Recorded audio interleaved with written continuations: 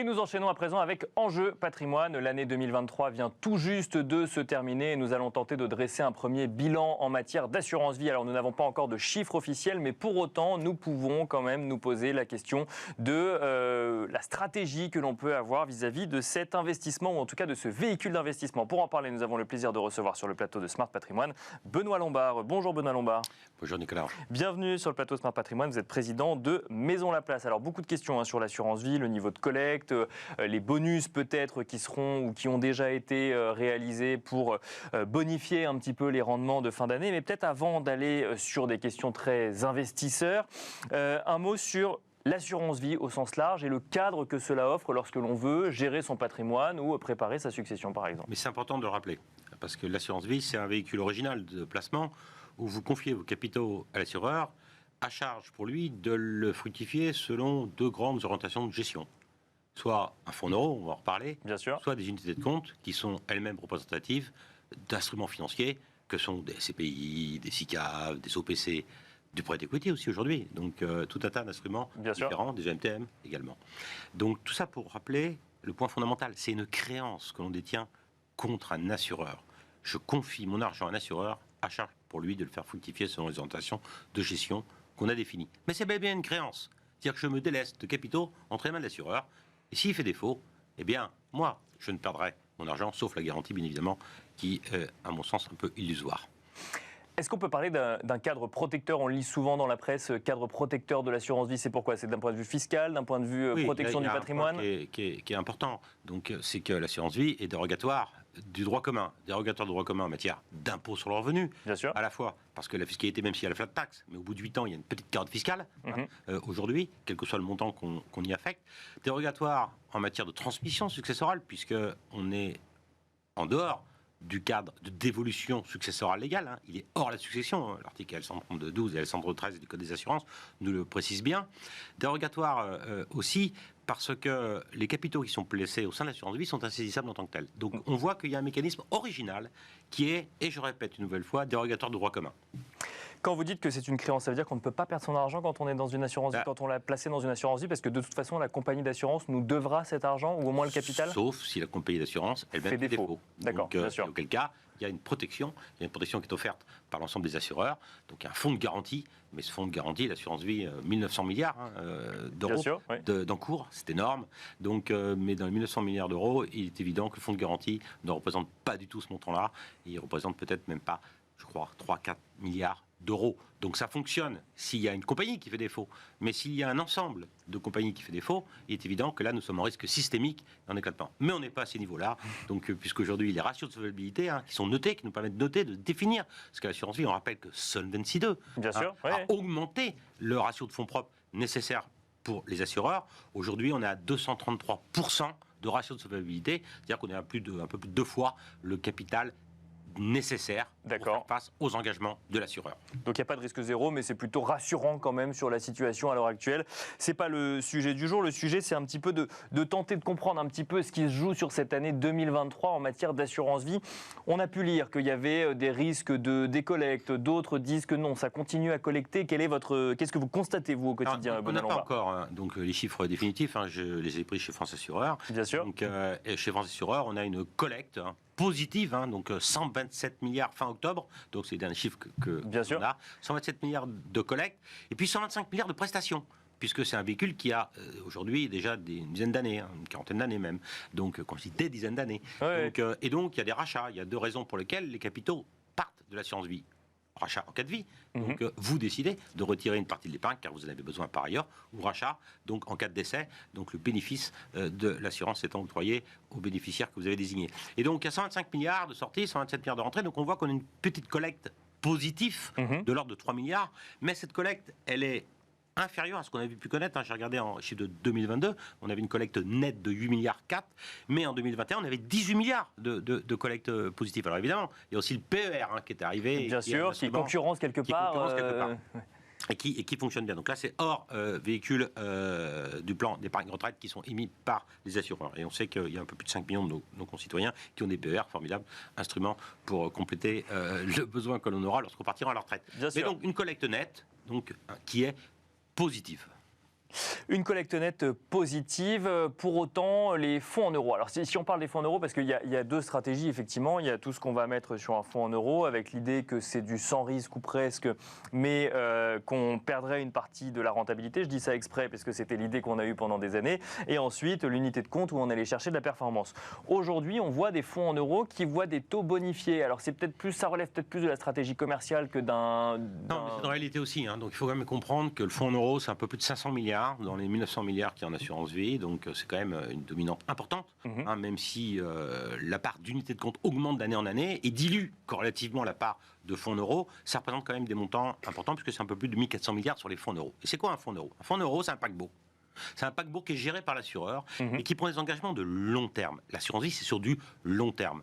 Et donc l'assureur qui détient dans l'actif garanti, hein, donc par la compagnie, et je rappelle qu'on garantit le capital, on ne garantit pas un niveau de performance. Hein. Donc l'actif qui est garanti détient à peu près 80% d'obligations, dont un peu moins de la moitié, 45% en obligations corporate et 55% en obligations souveraines. Or, il s'avère que l'année dernière, en 2022, enfin on est en 2024, début d'année, donc en 2022, on a eu le plus fort crack obligataire depuis 1874. Bien sûr. Alors pourquoi ça n'a pas eu d'incidence dans le fonds garanti? Parce que l'assureur n'est pas en mark-to-market, il est en mark-to-model. Il n'a pas besoin de constater dans ses livres la dépréciation à l'instant T de l'obligation sous-jacente qui est inscrite dans cet actif garanti. C'est la raison pour laquelle il n'a pas de contre-performance sur le marché obligataire, puisque si jamais en 2022 on avait un moins 14, moins 15 sur le marché obligataire, eh bien on devrait avec 80% d'obligations avoir un moins 10 à moins 11. Parce qu'il a acheté des obligations avant 2022 qui auraient pu voir leur valorisation baisser, mais comme effectivement elles ne sont pas arrivées à échéance, il n'a pas besoin de le constater dans ses livres. La dépréciation de la valeur. Quand vous achetez, rappelez-vous, en 2013-2022, on a mis 9 ans pour passer de 3% à 0. Bien sûr. Et puis en 2022, depuis avril 2022, et si on ne raisonne que sur la période 2022, on a mis 9 mois pour passer de 0 à 3%.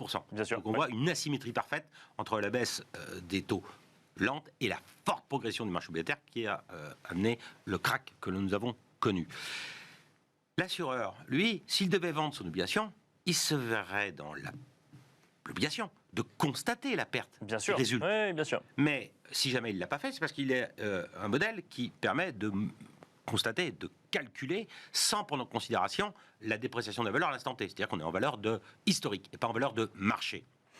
Ça, c'est le premier point. Puis, le deuxième point, c'est qu'il y a des matelas protecteurs. Alors, il y a des participations pour bénéfices. Donc, et je rappelle que les participations pour bénéfices, c'est une réserve qui est mise. Ça représente à peu près 5% aujourd'hui du gisant de 1900 milliards. 5%, enfin de 1400 milliards, parce qu'on est sur le fonds en euros. Bien sûr. 5% qui sont constitués de participations pour bénéfices. Ces participations pour bénéfices, on a 8 ans pour l'assureur, à 8 ans pour la distribuer. Il y a des réserves de capitalisation aussi, qui sont un peu moins de 2%. Et puis, il y a des plus-values latentes sur le marché obligataire, on parlait de 80%, puisqu'ils sont quand même, les assureurs, depuis le temps qu'ils détiennent ces obligations, légèrement en gain. Et heureusement. Et puis, il y a des plus-values latentes sur l'immobilier, des plus-values latentes sur... c'est ce qui vient alimenter les bonus qu'on peut voir aujourd'hui proposés par certains assureurs. Non, ça ne vient pas de là? Non. Qu'est-ce qui fait que les assureurs, aujourd'hui, ils ont envie de collecter? Ils ont envie de collecter parce qu'ils ont envie d'acheter des obligations au prix de marché aujourd'hui. Parce que les rendements sont plus élevés. Parce que les rendements sont plus élevés. L'OAT 10 ans, le souverain 10 ans, il a 3,30. Le marché même monétaire, aujourd'hui, il est à des niveaux qui sont forts. Rappelons-nous, on est à 4% de taux directeur sur la BCE. Ça veut donc dire qu'on a du 3,5, 3,60, 3,70 sur le marché monétaire, sur une bonne SICAV monétaire. Bien sûr. Et donc, l'assureur veut capter des lapins, capter des liquidités pour pouvoir acheter ces obligations. Et l'on sait qu'on va avoir des baisses de taux qui devraient arriver. On anticipe l'ensemble des marchés, cette baisse de taux des taux directeurs de la BCE et de la Fed à horizon 2024, 2025, plutôt. Pour bien comprendre même. Ceux qui nous écoutent là, on est sur un niveau de taux effectivement entre 3 et 4%. Si jamais des assureurs aujourd'hui achètent des obligations souveraines que les taux venaient à rebaisser demain, la valorisation de ces obligations augmenterait mécaniquement. Exactement. Et donc du coup, les assureurs ont tout intérêt à les acheter aujourd'hui. Ils ont intérêt à cristalliser, mais comme les particuliers, bien sûr, obligations souveraines ou obligations corporate. Bon, si on anticipe une baisse des taux, c'est-à-dire que les taux directeurs vont passer de 4 à peut-être 2,5 dans 18 mois. C'est un consensus. Donc, eh bien, cristalliser aujourd'hui sur une période qui est longue, 3 ans, 4 ans, 5 ans, des taux à 4, permet d'anticiper la baisse future des taux directeurs. Et donc, c'est très simple, le particulier doit se poser la question suivante. Je préfère avoir du 3% ou du 2%? Je préfère avoir du 3%. C'est la raison pour laquelle, à risque équivalent ? À risque équivalent, puisque bien sûr, il y a le risque d'émetteur. Et puis il y a la duration aussi, donc la durée pour laquelle l'obligation a été mise. Si je préfère avoir du 3, donc plutôt que du 2, qui va acheter mon obligé à 2 ? Mécaniquement, la valeur faciale de l'obligation va descendre. Bien sûr. Quand il y a une hausse des taux, donc il y a une baisse de la valeur des actifs obligataires qui ont été émis avant la hausse des taux. Et quand il y a une baisse des taux, il y a une hausse de la valeur de l'obligation qui a été achetée. Raison pour laquelle les assureurs aujourd'hui veulent se constituer à bon compte des paniers obligataires qui vont permettre de redorer un peu leur blason et de reconstituer des réserves. Donc les taux bonifiés, c'est un moyen de se créer des liquidités et de collecter des liquidités pour aller acheter effectivement ces obligations qui vont offrir le rendement de demain, par exemple. Exactement, et de permettre à l'actif garanti d'avoir une rentabilité qui soit un peu supérieure à celle qu'on a aujourd'hui. Mais je crois que sur le marché obligataire, après nos analyses, on a un peu plus, sur les obligations, on a un peu plus de 3% de rentabilité encore. Mais alors, pour bien comprendre, pour que tous ceux qui nous écoutent comprennent bien, on n'a pas de boule de cristal, Benoît Lombard, mais on a vu des fonds euros qui rémunéraient très peu. On était sur du 0, 0,5, 1%. Si aujourd'hui, on achète des obligations dans un contexte de taux élevés et que demain, les taux baissent, est-ce que on va revenir sur des fonds euros qui ne rémunèrent plus, ou est-ce qu'il faut se dire que sur les 10 prochaines années, si les assureurs collectent suffisamment aujourd'hui, on aura du fonds euro qui rémunérera ? Mais tout dépend des taux futurs. D'accord. Ce qui est certain, c'est qu'on a connu une lente érosion de la performance des fonds euros à tel point que ça ne couvre pas de l'inflation. On a vu en 2022 une forte baisse donc de rentabilité des fonds euros versus l'inflation. Même si jamais il y a une hausse de la rentabilité, parce qu'on était en dessous de 2,92 de mémoire, tandis qu'on était bien en deçà en 2021. En 2023, on va voir ce qui va se passer. Qu'est-ce que vont faire les assureurs ? Les assureurs, ils vont puiser dans leurs réserves. Les réserves globales, participation pour excédent, participation pour bénéfice, plus-value latente, réserve de capitalisation, c'était à peu près 14% fin 2021. Fin 2022, on était à un peu plus de 11%. Bien sûr. Oui. Donc une baisse de 22% du stock des réserves. Qu'est-ce qui va se passer en 2023 ? On attend les résultats des assureurs pour essayer de juguler la baisse relative de leur portefeuille. Ils vont puiser dans leurs réserves pour avoir un taux de fonds euros compétitif. Mais ils ne pourront pas le faire encore pendant 4-5 ans parce qu'il n'y a plus à avoir de réserve après. Donc ils ont besoin de reconstituer aujourd'hui un gisant de réserve, raison pour laquelle ils offrent un bonus. Rapidement, sur les unités de compte, est-ce qu'il y a des stratégies particulières aujourd'hui sur l'assurance vie ou ça dépend vraiment de son profil de risque ou son profil d'investisseur ? Pour moi, mieux qu'un fonds en euros, constituer un panier d'obligations corporate, vous allez avoir la rentabilité que vous ne veut pas vous donner le fonds euro pour le même niveau de risque, voire même un risque inférieur. D'accord. Là, ce n'est pas garanti par l'assureur, mais c'est bel et bien le gérant de l'unité de compte qui doit essayer d'être un peu plus malin que l'assureur dans le cadre de son fonds euro qui est sur un horizon long terme. Constituez-vous un panier d'obligations corporate, vous allez avoir une rentabilité sur des investment grade, vous êtes autour de 4,5-5, sur du high yield, 6,5-7, c'est plus risqué, un peu plus risqué, ouais. 6,5-7 sur un panier diversifié. Et là, on va avoir une rentabilité qui n'a rien à voir avec celle du fonds euro. On peut aussi regarder l'immobilier, puisqu'il y a une forte baisse. Et là, les SCPI n'ont pas descendu, n'ont pas eu la dégringolade la plus élevée, en tout cas pas celle qui est en phase avec le marché. Il y a des SCPI qui sont très bien comportés.